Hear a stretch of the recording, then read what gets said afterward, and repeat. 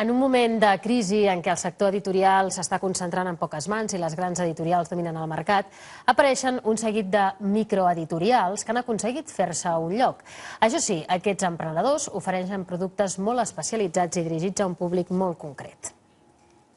Són els nous quixots del llibre perquè les seves microeditorials lluiten contra els gegants de l'edició en un mercat cada cop més concentrat. I ho fan perquè volen donar a conèixer nous autors o recuperar-ne d'oblidats, ja siguin d'aquí o de l'estranger. Tot el que jo he llegit fins ara de David Foster Wallace ho he hagut de llegir en castellà, en anglès o en algun altre idioma. I penses, per què el lector català no és menys que el lector que llegeix en cap altra llengua? Periscopi, Raig Verd, Còmplices, Adesiara, Males Herbes, La Breu... Aquestes i altres microeditorials busquen el seu públic entre les escletxes obertes pels grans grups. Les grans editorials, ells no poden vendre menys de 1.200-1.500 llibres.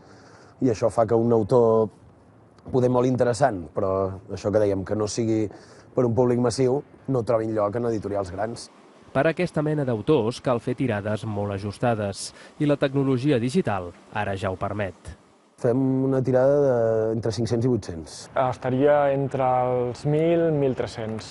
El públic general en la poesia a Catalunya deu ser d'unes 1.000 persones.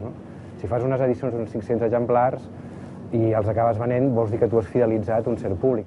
Per trobar aquests lectors, però, calen llibreters que els guiïn. Si no fem nostre el llibreter, si no establim una complicitat, difícilment ens en podem sortir. Nosaltres amb certes llibreries que són més supermercats del llibre no tenim res a fer. Tampoc aspirem a fer-nos rics, però sí que aspirem a poder sobreviure. No vivim d'això, no podem viure d'això, però intentem que això no ens generi tampoc una despesa personal. I l'origen, jo em sembla que és purament aquest, l'amor a la literatura.